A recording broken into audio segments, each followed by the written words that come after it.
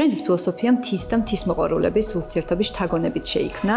თუ რამხელა დატვირთვა აქვს მოგზაურობაში ერთის მხრივ ადგილებს და მეორეს მხრივ ადამიანებს, რომლებსაც ამ ადგილებში ხვდებით. აქედან გამომდინარე ძალიან მკაფიოდ განისაზღვრა ბრენდის როლიც და არსიც, რომელიც ადამიანებს და ადგილებს შორის ურთიერთკავშირის შექმნას გულისხმობს.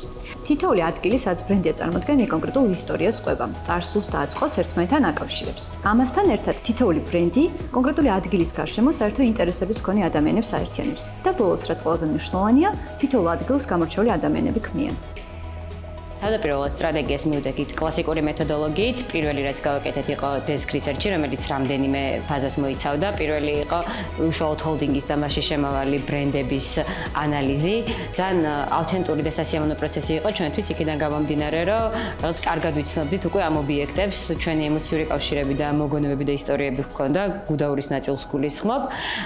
შემდეგი ეტაპი უკვე იყო საქართველოს ბაზარზე კონკურენტების ანალიზი და მესამე ფაზა იყო გლობალური ტრენდების კვლევა. Desk research-ის დასრულების შემდეგ უკვე გადავედით ინტერვიუების ნაწილზე. ჯამში ჰქონდა 6 ინტერვიუ 6 stakeholder-თან. ინტერვიუების დასაწყისშივე გამოჩნდა, რომ ძირეულ საკითხებზე ვთანხმდებოდით და რაღაც ერთ რელსებზე ვიყავით.